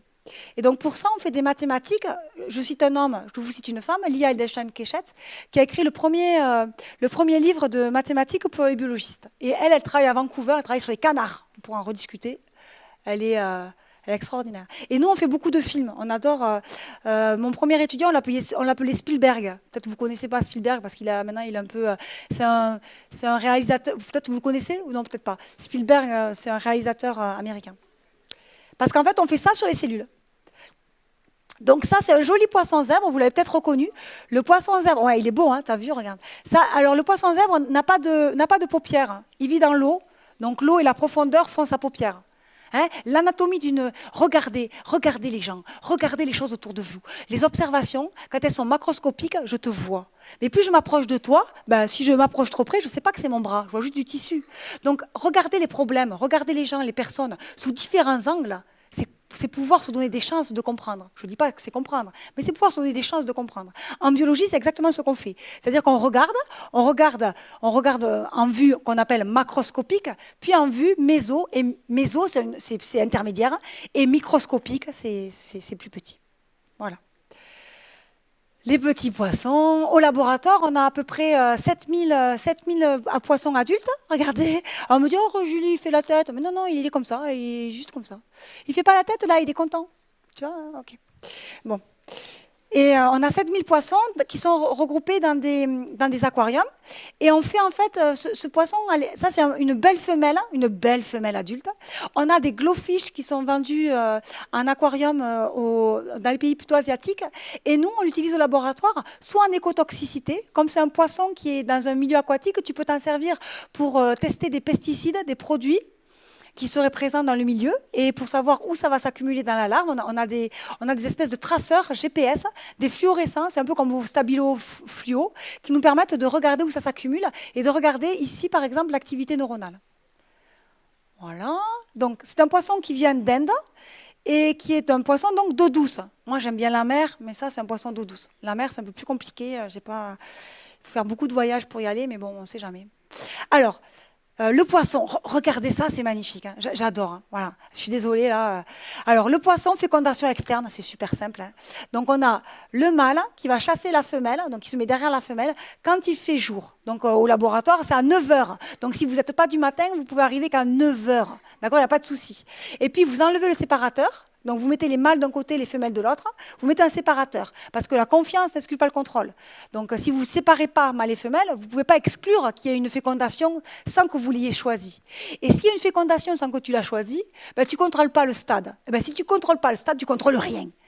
Il faut quand même contrôler les paramètres. D'accord ? Tu as besoin de contrôler les paramètres. Quel âge a mon poisson ? Quel âge a mon embryon ? C'est la base. Toi, tu sais exactement quand est-ce que tu es né. Ben, le poisson, c'est pareil. Il doit savoir exactement quand est-ce qu'il est né. Donc pour ça, on enlève le séparateur, qui doit être ici. Le mâle, immédiatement, ils sont contents. Tu as la chasse. Donc quand tu vois la chasse, tu te dis, ah, je vais avoir des œufs. Vite, je me prépare. Donc tu as le mâle qui va émettre ses spermatozoïdes, la femelle ses ovocytes, et fécondation dans l'eau. Oh, génial. Accessible. Tu n'as pas à ouvrir le ventre de la mère pour accéder à l'embryon. Ce qui est fait chez d'autres mammifères, tels que la souris par exemple. Mais c'est bien aussi de travailler sur la souris. Il n'y a pas de bon modèle. Le modèle animal est adapté à ta question. Et en fait, l'éthique, nous on est super axés sur l'éthique. On ne va pas charcuter les chercheurs et les chercheuses. Ce n'est pas des scientifiques fous là, qui tirent la langue. Enfin, je peux tirer la langue, mais nous, moi mes animaux, s'ils ne sont pas heureux, ils ne peuvent pas se reproduire. Tu vas te reproduire toi si tu es stressé ? Ben non, ben les poissons zèbres, c'est pareil. Si tu les stresses, ils vont pas avoir d'embryon. Et nous, on travaille sur l'embryon. Donc, 100% des chercheurs et des chercheuses, sauf des exceptions, donc 99%, je ne vais pas dire ça, ben, font quand même très attention à leur embryon. Et en plus, on leur donne à leurs poissons, on leur donne même des noms au laboratoire. Si vous venez, je vous montrerai. Donc là, on a les petits œufs. Les œufs, ils sont comme ceci. Donc, qu'est-ce que c'est ça ? Le jaune. Le jaune, c'est des réserves. C'est ce qui permet en fait le steak frites. Il n'y a pas le cordon ombilical de la mer. D'accord ? Donc, c'est les réserves lipidiques. C'est la nourriture du poisson jusqu'à ce qu'il ait une bouche et qu'il puisse se nourrir par lui-même. Donc là, il y a Marie. Voilà. Donc ça, c'est ma deuxième doctorante. Maintenant, elle est en post-doctorat à Lyon. Elle ne voulait pas partir à l'étranger, mais elle a quand même continué en sciences. Elle est à Lyon. Mais si elle ne continue pas, ce n'est pas grave. L'essentiel, c'est qu'elle soit heureuse. Là, vous avez des bacs. Dans chaque bac, il y a 25 poissons. Vous voyez les bacs là ? Dans une armoire, il y a 60 bacs. Chaque fois, il y a 25 poissons. Il faut les nourrir. Là, vous avez un rail, et avec un tritone, 150 000 €. Le tritone, il va nourrir 2 fois par jour. Mais il ne nourrit qu'une rangée. On a 4 rangées. Les autres, il faut nourrir à la main. Donc ça veut dire que tu dois venir le week-end, jour férié, le 1er de l'an, le 31, le 1er mai. Voilà. Tu viens au laboratoire et tu es très content d'y aller pour nourrir tes poissons. Voilà. D'accord ? Souvent, on me dit, Julie, il y a des humains qui ne sont pas aussi bien traités. Je dis, oui, mais là, ce n'est pas le point. OK. Dimorphisme sexuel. Quand tu mets un mâle avec une femelle, il faut que tu puisses les reconnaître. Parce que sinon, quand je prends mes étudiants, et moi-même, des fois, ça m'arrive encore, de faire une boulette, c'est-à-dire de mettre 2 mâles ensemble. Si tu mets 2 mâles ensemble ou 2 femelles ensemble, tu n'auras pas d'embryon. Hein ? Et là, tu me diras, ah, Julie, qu'est-ce que je fais ? J'ai pas d'embryon. Eh bien, tu recroises. Ou tu rentres à la maison, tu vas regarder ce que tu veux. Enfin, on a toujours des choses à faire, mais là, on veut vraiment travailler, parce que ça nous plaît. Donc du coup, il faut reconnaître le dimorphisme sexuel. Est-ce que vous voyez un dimorphisme sexuel ? Alors ça, c'est quoi ? Ça, c'est quoi ? Attendez, hop, j'ai pas mis un muet ici, c'est bon. Donc ça, ici, là, vous avez 2 mâles, et là, vous avez les femelles. Donc les mâles sont c'est un peu flouté là, mais les mâles sont jaunes saumonés, et les femelles sont bleues argentées. Comme quoi, le dimorphisme sexuel. Hein. Voilà. Donc du coup, il faut les reconnaître, mais les poissons, ça nage. On me dit souvent, les étudiants me disent, mais Julie, tu peux pas les ralentir ? Et je dis, ben non, hein, ces poissons, ils sont aussi dynamiques que Julie, il fait un peu moins, mais ils bougent beaucoup quand même. Hein. Donc il faut que tu les pêches, et puis quand tu les pêches, il ne faut pas les abîmer. Parce que le poisson, il bouge. Hein. Bon, bref, donc tu as ton certificat de pêche quand tu viens au labo. C'est quand même important. Alors, l'embryon de poisson zèbre, on l'utilise parce qu'il est transparent. Ici, vous avez reconnu les 2 premières cellules. Vous vous rappelez, c'est fini. Ces 2 cellules, elles sont plutôt totipotentes. C'était que la seule cellule ici qui était totipotente. Là, c'est plutôt totipotent. Et là, vous avez le vitellus. Alors, je ne sais pas si ça va marcher, mais j'espère que ça va marcher. Vous allez regarder les 18 premières heures de l'embryon de poisson. Alors, c'est la segmentation. N'oubliez pas, là, c'est la multiplication. Il y a toutes les briques. Vous voyez, les briques de la maison. Elles sont là. Bon, elles ne font pas grand-chose. Gastrulation. Elles doivent s'organiser dans les pièces de la maison. Si tu gastrules ta vie, tu as réussi ta vie. Organogénèse, vous avez l'œil en haut. Je ne sais pas si voilà. Vous voyez ma souris peut-être ou pas du tout? Non. Ah, si. Yes. OK. Donc là, vous avez la segmentation, la prolifération. Ici, la gastrulation avec les mouvements morphogénétiques. Hein, vous voyez que ça bouge. Et là, vous avez l'œil ici. Et là, vous avez les somites. C'est les muscles de l'embryon. Et c'est le tartare de saumon. Quand vous avez une tranche en coupe transversale, ça fait ça. Se repérer dans l'espace en embryologie, c'est super. Si vous allez voir, vous êtes très, très doué en 3 dimensions. Vous faites des 7 dimensions. Je vous expliquerai la 7e dimension. Voilà, donc ça c'est transparent. Et nous, ce qui nous intéresse, c'est de comprendre l'organe olfactif. Et l'organe olfactif, en fait, il apparaît très très tôt. Il apparaît dès ce stade-là. Je vais essayer d'arrêter là où il faut. Yes. Voilà. Dès ce stade-là, donc à 12 heures, donc j'ai pas à attendre 7 mois. 7 mois chez l'humain, hein, à peu près, 7 mois. J'ai pas à attendre 7 mois. Et on ne travaille pas chez lui-même, mais chez les mammifères, c'est autour de à peu près 1 mois. Nous, en fait, je peux dire les rongeurs, nous, en fait, ici, là, il y a déjà l'olfaction qui est mise en place. Donc, je peux travailler dessus et je peux essayer de comprendre comment ça se met en place. Pour comprendre, je vous l'ai dit, j'utilise un stabilo. Le stabilo de la biologiste ou du biologiste, c'est de la méduse. Donc on réutilise. Si vous adorez réutiliser des choses, vous adorez faire des constructions, faire des jeux d'échecs, ou même des jeux de rôle dans vos jeux vidéo ou autre chose, vous adorerez la recherche. C'est que des blocs de Lego qu'on remet ou de l'informatique en codage, c'est pareil. Donc là, on se base sur la méduse. C'est la méduse d'Osamu Shimomura. Lui, pendant des années, dans les années 1980, il pêchait des méduses et on lui disait, Osamu, ça sert à rien. Ça sert à rien, qu'est-ce que tu fais? C'est quand même, elles sont fluorescentes, il y a une propriété peut-être de biréfringence. Je voudrais comprendre comment ça marche. Eh bien, grâce à Martin Chalfy et à Roger Tienne, ils ont pu isoler cette protéine qui était responsable de la fluorescence, qui s'appelle la GFP, pour Green Fluorescent Protein. Maintenant, on a tout l'arc-en-ciel. Hein. On a de la Red FP, on a de la EOS, on a de l'orange, on a du citron, on a du Vénus, on a du magenta, enfin, on a tout. Ça, c'était dans les années 90. Ils ont eu le prix Nobel de chimie en 2008. Et maintenant, en fait, on se sert de ça pour regarder l'expression des gènes. Donc ça nous permet en fait de visualiser des blocs de construction et de visualiser par exemple nos cellules olfactives. Donc ça c'est une tête de poisson de face. Et en fait là vous voyez que l'épithélium olfactif il est là. Voyez? Voilà. Et ça c'est les yeux et ça c'est la bouche. Voilà. Donc tu me dis, Julie, à quoi ça sert? En fait ça sert à essayer de récupérer, de voir les différents types de populations et d'essayer de comprendre à quoi elles servent. C'est comme si moi je vous avais là, vous êtes tous mélangés. Je ne sais pas trop à quoi vous servez. À quoi vous servez, Julie, tu peux expliciter? À quoi vous servez? C'est-à-dire, qui vient du lycée de Prades, qui vient de l'autre lycée, qui vient du collège. Pour faire ça, qu'est-ce que je fais? Je peux vous mettre une casquette fluorescente ou un numéro et je peux vous suivre. Et comme ça, où est-ce que vous allez aller cet après-midi? Je pourrais déduire qui vous êtes. Qui vous êtes selon l'appartenance à votre lycée ou à votre collège, votre établissement. D'accord? C'est pareil pour les neurones. On fait exactement la même chose. En fonction de l'endroit où ils sont, avec qui ils ont interagi, c'est pareil. Si je te suis individuellement et que je vois où est-ce que tu vas au sport, où est-ce que tu vas, je sais avec qui tu interagis, je peux te cartographier. Avoir ta carte on appelle ça des plus proches voisins. C'est ça, c'est la carte des plus proches voisins. Et si j'ai ça, je pourrais connaître ton réseau de relations. C'est très facile. Et donc du coup, nous, on le fait beaucoup mieux pour les humains que avec les téléphones maintenant que pour les cellules. Elles n'ont pas encore de GPS ou de smartphone associés, mais ça serait un but. Donc nous, c'est ce qu'on essaie de faire. Je vous ai représenté déjà ça. Ici, c'est les acteurs. Donc ça, c'est les personnes. Donc qui sont des neurones olfactifs qui vont exprimer un type de récepteur, donc avec les paniers de basket qui vont capter les odorants à l'extérieur et qui vont après transmettre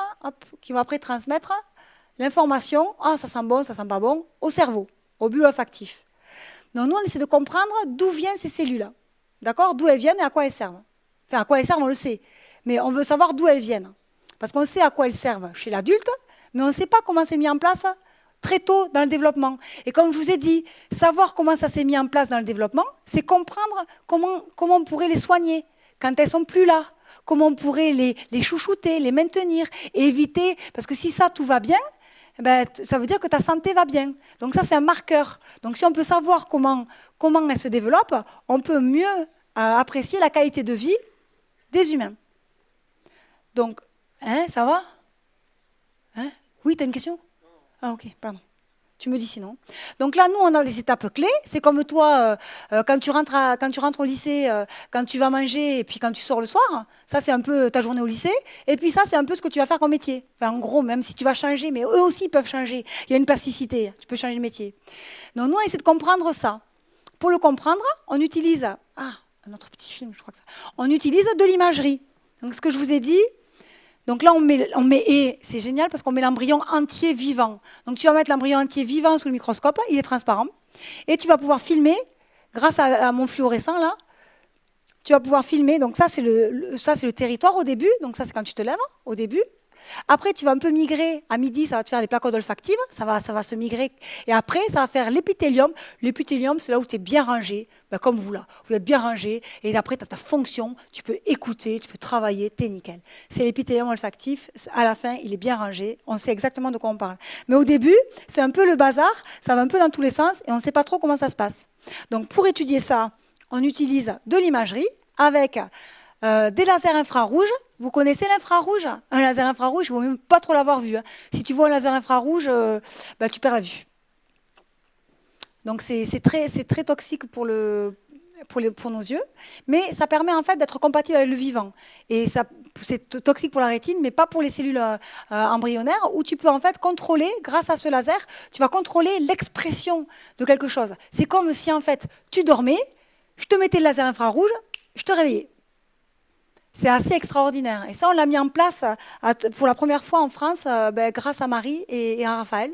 Donc, ça nous a pris quand même 3 ans de travail. Donc, c'est quelque chose qui est très important et qui peut être utilisé pour faire beaucoup d'autres choses.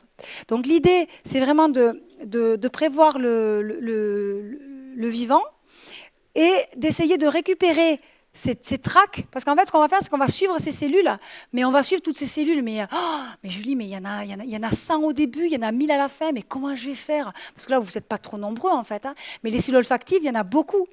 Et en fait, pour pouvoir toutes les suivre, on utilise des cartographies et des outils informatiques de machine learning qui nous permettent de cartographier tout ça. Donc ça, c'est juste pour vous montrer concrètement ce qu'on fait, parce que des fois, le concret, c'est bien. Là, vous voyez, c'est une boîte de pétri où on a mis nos petits embryons.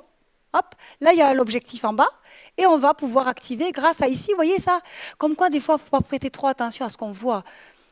Ou alors, parce que ça, tu me dirais, oh ben Julie, c'est une petite fibre, ça ne sert à rien. Ça, c'est le laser IR. C'est la fibre optique du laser IR, infrarouge. Ça ressemble à rien, hein? Eh ben, c'est le laser IR. Ça coûte 25 000 €. Tu vois, tu me poses quelque chose là, c'est 25 000 €. Voilà, juste pour... Voilà. Des fois, ça a l'air de rien, mais c'est quand même important. OK. Et du coup, ce qu'on a fait, c'est qu'on les a suivis. Et là, après, on essaie de comprendre. Donc, les suivre, en fait, on y arrive très bien. C'est que même s'il y en a 1000 ou... c'est quelque chose qu'on fait très... Ah, ça ne marche pas. OK, c'est pas grave. Donc, on y arrive très bien. Par contre, ce qu'on n'arrive pas à faire... On arrive à les suivre, ça se marche bien, on peut les suivre facilement. Sauf que ce qu'on n'arrive pas à faire, c'est avoir leur forme, avoir les paramètres morphométriques. Les paramètres morphométriques, c'est les formes. Les formes, et quand tu te déplaces, tes formes, tu vois, ça, on ne sait pas très bien le faire non plus. Quand je me déplace, ma forme, elle change. Et il faut accéder à ça. Et ça, c'est quelque chose, c'est un challenge. En biologie, c'est vraiment le challenge, c'est d'accéder à cette dynamique. Et pour faire ça, pour avoir accès à ces paramètres, il faut faire des modèles mathématiques. Donc, c'est ce qu'on a fait. Alors on s'est basé sur les travaux d'Alan Turing. Je ne sais pas si vous connaissez Alan Turing. C'est une histoire assez... il y a eu un film sur lui. Je vous conseille de le voir. Alan Turing, ça a été assez... C'était un génie un peu Il a publié en 1952 les bases de la réaction diffusion. Et il a fait des choses extraordinaires. Et Apple, il y a une théorie qui dit que... Ah, c'est pas un Apple, c'est pas le mien. Il y a une théorie qui dit que la pomme d'Apple, c'est la pomme qu'a croqué Alan Turing pour se suicider. Parce qu'en fait, il s'est suicidé parce que... Enfin bon, peut-être vous en moquez tout ça, je ne vais pas vous raconter tout ça. Mais c'est la base un peu du machine d'Enigma. Il a décodé le code Enigma pendant la guerre, il a fait des choses extraordinaires. Et il a été emprisonné à cause de son homosexualité. Ben oui, les discriminations, ça touche pas forcément, ça touche un peu tout le monde. Et donc l'IA, je vous l'ai déjà présenté tout à l'heure, c'est une autre photo, parce que là, maintenant, c'est l'âge qu'elle a. Hein. Et l'idée, c'est vraiment d'avoir des modèles mathématiques pour pouvoir avoir des hypothèses sur comment ça se passe. Donc, pour ce faire, qu'est-ce qu'on fait? Ce modèle mathématique, c'est un modèle qui est basé à Jean. Donc, on utilise vraiment de la modélisation mathématique. Et on a un chercheur dans l'équipe qui fait ça à 100%, hein, c'est David Sanchez, avec Clément Carzola et Vincent Demont. Les filles, venez. J'arrive pas à recruter de filles. Hein. Donc, les filles, venez, voilà, je sais pas, je leur fais pas peur parce que j'ai travaillé avec d'autres filles en biologie, mais pas en mathématiques. Donc, l'idée, en fait, c'est de comprendre comment ces cellules génèrent leur forme et comment elles vont migrer. Donc, pour ça, on fait comme si c'était vous. Ces cellules, elles sont posées sur votre chaise. Vous êtes posé sur votre chaise. La cellule, elle est posée sur ce qu'on appelle une matrice. Elle n'est pas dans l'air. Hein. Donc, elle est posée sur la matrice. Vous avez des voisins. Les cellules olfactives, elles migrent ensemble. Donc, c'est l'interaction cellule-cellule, ici. Et vous êtes attiré par quelque chose. Ou vous pouvez rester parce que vous vous endormez, ou vous êtes fatigué. Ou... Voilà. Ça, c'est la capacité à être attiré ou pas par une source de de quelque chose qui va vous attirer. Cette source, ça peut être un odorant, ça peut être un signal sonore, ça peut être la faim, ça peut être quelque chose. Et après, ces cellules, il faut qu'elles soient motiles. C'est-à-dire que si tu n'es pas motile, par exemple, tu as un plâtre, tu as perdu l'usage de tes jambes. La cellule, elle peut aussi perdre l'usage de sa motilité, elle peut ne pas pouvoir migrer parce qu'elle a une pathologie, elle a quelque chose qui lui manque, et elle ne peut pas bouger. Donc ça, c'est ce qu'on a mis dans le modèle. Et grâce à ce modèle, on a pu montrer que... ça marche ou pas? Ouais, non, alors je vais le faire rentrer. Donc grâce à ce modèle, on a pu montrer, donc c'est les cellules olfactives qui sont ici disposées, elles sont codées en bleu, elles sont disposées autour d'une matrice qui représente le cerveau antérieur. Et en fait, vous voyez, donc là, vous pensez, vous dites, c'est que celui qui bouge, qui font... Mais en fait, ça nous a pris 2 mois. Donc, c'est quand même beaucoup, hein, mais ça nous a pris 2 mois. Mais c'est que 2 mois, parce que cette prédiction de dire qu'en fait, il fallait que la source du signal pour migrer, elle soit ici, ça nous a mis 2 ans à le tester dans l'embryon. 2 mois, en théorie, en mathématiques, ça nous a pris 2 mois. Et ça nous a pris 2 ans pour pouvoir tester cette hypothèse dans l'embryon, c'est-à-dire dans le mutant. Donc ça, c'est l'absence de chimiotaxie. L'acteur, il s'appelle CXL12A. CXL12A, c'est comme SDF1A, c'est dans le VIH. C'est ce qui va permettre au VIH de rentrer dans tes cellules. Ou c'est les métastases. C'est la même chose pour les métastases. Les métastases, elles vont coloniser un organe. C'est une source de chimiotaxie qui va les attirer dans cet organe. D'accord ? C'est la même chose, c'est le même ligand qui joue aussi un rôle dans l'embryogenèse. En biologie, c'est souvent les mêmes acteurs, les mêmes modules, les mêmes actrices qui sont réutilisés après en pathologie. C'est souvent les mêmes. C'est vraiment une... Et donc là, vous voyez que dans le contexte mutant, en fait, ça ne bouge pas. C'est pareil ici. Donc ça reproduisait vraiment ce qu'on avait en biologie.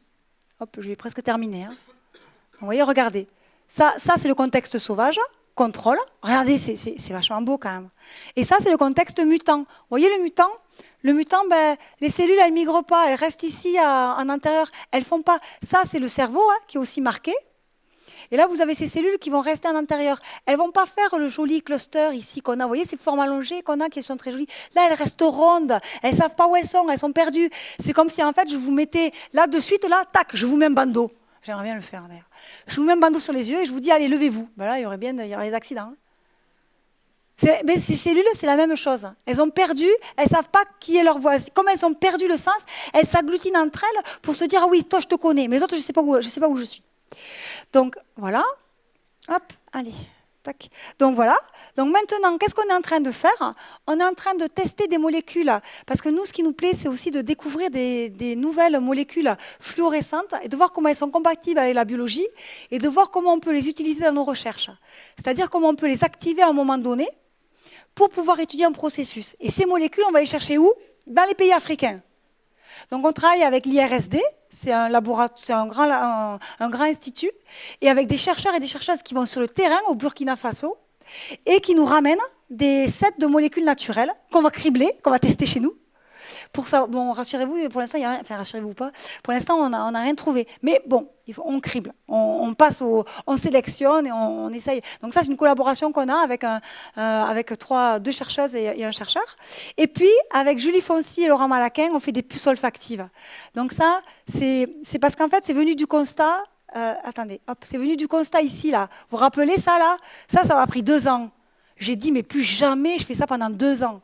J'ai dit, on a un système théorique, les maths, qui va super vite. On a un système embryon qui est complexe, parce qu'il y a tout qui se met en place en même temps, qui prend 2 ans. Il nous manque quelque chose. Et donc là, on a eu l'idée de développer un système intermédiaire de puces multiplexables bioimprimées. Donc là, c'est avec une imprimante 3D qui va faire de bioimpression. Tu vas imprimer donc là, au lieu d'avoir un embryon, tu vas avoir 9 petits motifs que tu vas multiplexer par 10. Donc tu peux avoir quand même autour de 90, un peu plus d'embryons sur une lame, sur une préparation. Tu as 90 échantillons. Sous le microscope, je mets 3 embryons. Là, j'en mets 90. Et là, je bioimprime les cellules du tube neural. Et après, je perfuse en microfluidique mes cellules olfactives qui vont venir se mettre tout autour, en vert. Et puis, je regarde comment elles se comportent avec des agents pharmacologiques ou autres. Donc ça, c'est une reconnaissance de propriété intellectuelle et c'est en train d'être en cours de développement au laboratoire. Voilà. Donc, au final, on fait aussi beaucoup d'analyses. On code en Python et on code toujours en Java parce qu'il y a l'imagerie, c'est très Java centré. Donc, c'est un domaine assez intéressant. Et après, on utilise des outils qui sont disponibles, open source, qui sont gratuits. La philosophie de l'équipe, c'est de développer des outils qui sont gratuits. Ça a un coût, mais le coût, c'est l'État qui le paye. Donc, je le dis de suite, hein, rien n'est gratuit. L'État le paye. Donc, voilà. Mais notre philosophie, c'est ça, même si ça nécessite un investissement important de la part de nos financeurs, et en particulier la région, l'État français et l'Europe. Voilà, donc l'idée, c'est vraiment de prédire pour comprendre, parce qu'en fait, après, si je peux savoir exactement où vous allez aller, en fait, je pourrais, ça c'est assez extraordinaire, c'est qu'en fait, je pourrais inférer, en fait, ça fait un peu peur aussi, mais en fait, je pourrais inférer exactement quel métier pourra te plaire. Enfin, déjà, on le fait un petit peu, hein, mais, ou même ce que tu vas, avec la cartographie du génome, on peut en discuter, hein, c'est quand vous voulez, mais ça peut ouvrir des portes vers la médecine prédictive, la médecine personnalisée. Et ça peut ouvrir d'autres types de portes en termes de modalités. On collabore aussi avec l'agence spatiale. Ok, bon, pour d'autres... Ok, j'ai fini. Je ne vais pas vous embêter trop, j'ai trop parlé, je n'ai pas assez interagi. Mais juste pour vous dire que là, ce qui est important aussi, c'est qu'on est en équipe. Il faut vraiment féliciter les personnes qui s'occupent de l'aquarium. Sans elles et sans eux, on ne peut pas travailler. Et c'est un travail qui est vraiment difficile. Vous vivez à 28 degrés tous les jours, il y a des bruits d'eau, tu as tout le temps envie d'aller aux toilettes, enfin, pour parler. Et c'est pas très valorisant, tu fais que nourrir des poissons. Donc, moi, là, je vous présente des choses, c'est très joli, mais eux et elles, ils ne voient pas ça. Donc, parce que eux, toute la journée, et elles, ils n'ont pas l'occasion de sortir du laboratoire. Toute la journée, ils sont ils sont en train de nourrir avec un pistolet et de la nourriture qui ne sent pas forcément bon. La nourriture aquatique, ça ne sent pas très bon non plus. Hein. Donc, ça a un coût quand même. Hein. C'est un coût humain qui est assez important. On y réfléchit. On ne veut pas non plus automatiser, mais on y réfléchit.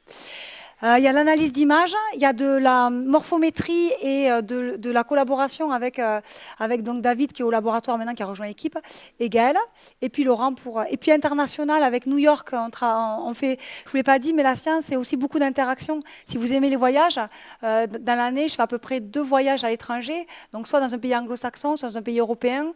C'est tout. Donc New York, à Tokyo aussi, je vais aussi au Japon. Enfin, pour des conférences, vous êtes invités, c'est tout frais payé. Et vous parlez juste anglais devant 2500 personnes toute la journée pendant une semaine. Voilà. Vous parlez qu'une fois, mais après vous interagissez. Voilà. Ok, et voilà, moi j'ai terminé et j'espère avoir des questions. Voilà, merci beaucoup.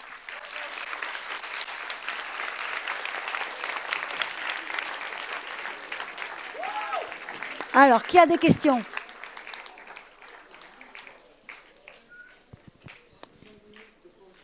Ah, 5 minutes de pause, il n'y a pas de questions? Ah, j'ai trop parlé. 5 minutes de pause et on pause. reprend aussitôt pour les questions. J'ai trop parlé, c'est ça?